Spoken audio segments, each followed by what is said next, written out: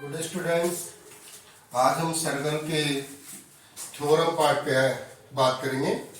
ठीक है, 10.1। चलिए बात करते हैं थ्योरम।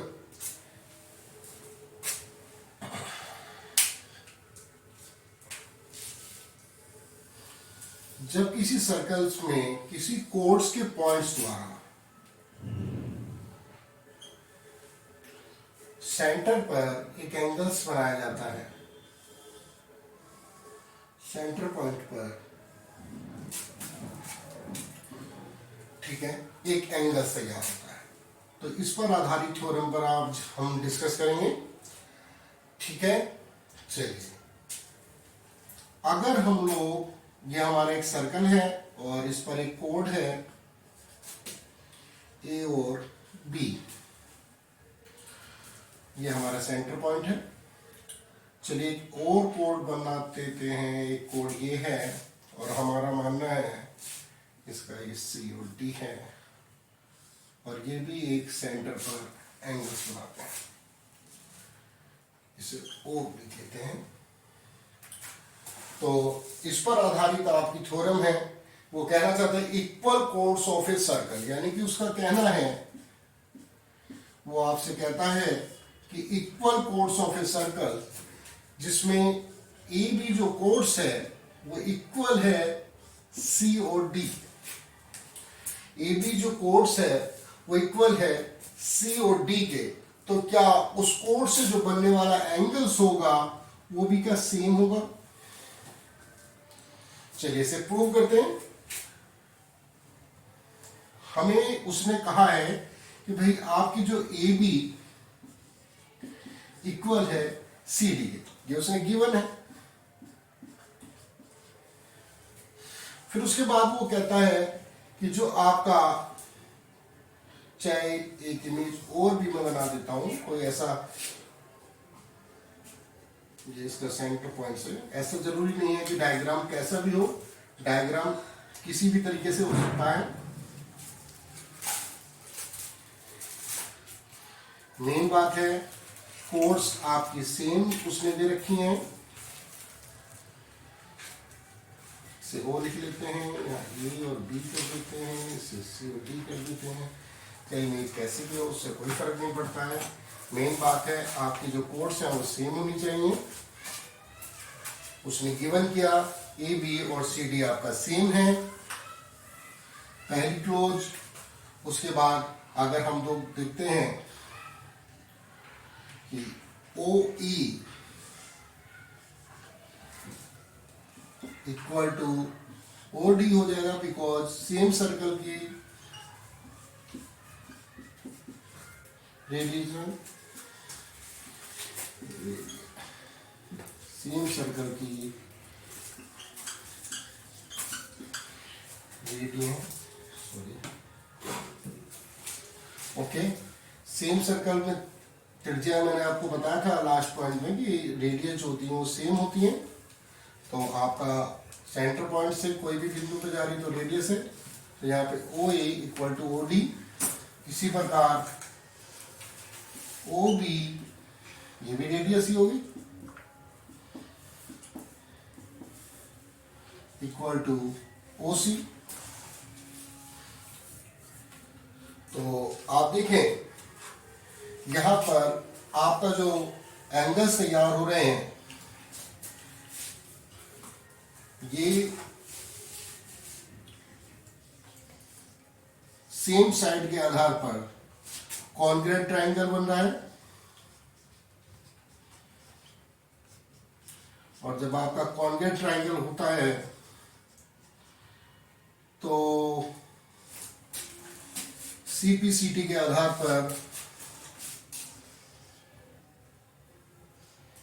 सीपीसीटी के आधार पर आपका angle A equal to angle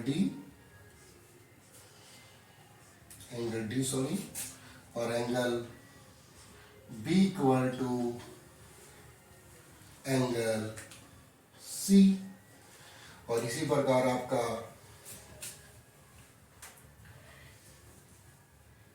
O वो तो दोनों के लिए कॉमन है, यानी कि आपका जो ट्रायंगल होगा, यहां बना लिख देते हैं,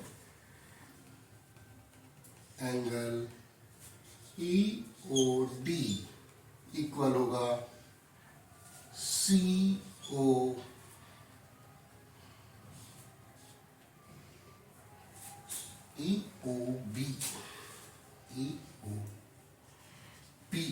EOB इक्वल होगा COD। तो इस प्रकार हमारे पास प्रूव होता है कि अगर कोई भी आपकी कोड सेम है तो उनसे बनने वाले जो एंगल्स होंगे सेंटर पर वो भी सेम होंगे। आई थिंक क्लियर है।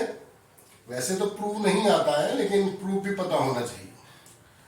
मे बी पॉसिबल कि आपके एग्जाम में इस बार प्रूव आए। चलिए, जस्ट अपोजिट इसकी थ्योरम है 10.2। जैसा कि यहां पे कहा था कि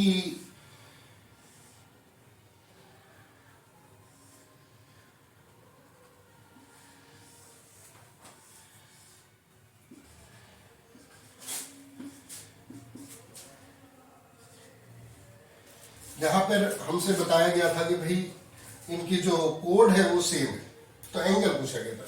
इस बार थोड़ा सा अलग क्या दिया है, उन्होंने गिवन दिया है आपको कि इस बार जो एंगल्स है, यानी कि EOB जो है वो सेम है COD के, और हमें प्रूव करना है कि AB बराबर होंगे CD।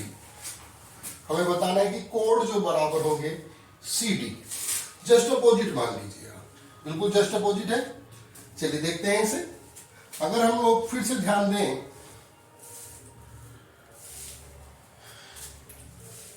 तो AO इक्वल होगा OD के, बिकॉज जैसा कि हम लोग जानते हैं ये दोनों ही रेडियस के पार्ट है, सेम सर्कल रेडियस है ना।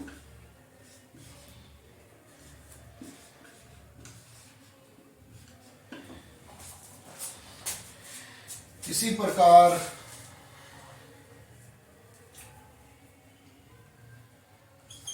OB इक्वल टू OC,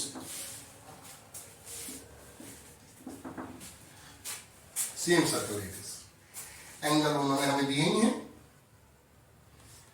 कि AOB इक्वल टू COD। ठीक, तो फिर कंडीशन बनती है कॉन्ग्रुएंट ट्रायंगल की।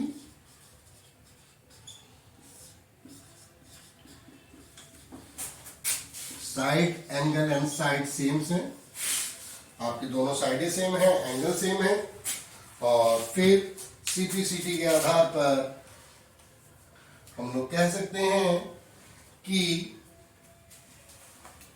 AB कोड इक्वल होगी कोड CD।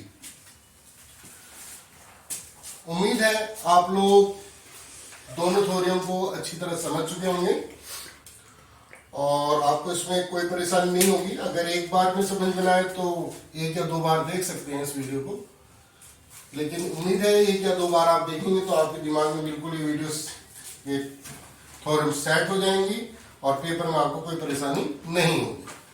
ओके, जल्दी मिलेंगे अगली क्लास में, इसके रिलेटेड समस्याओं पे बात करते हैं।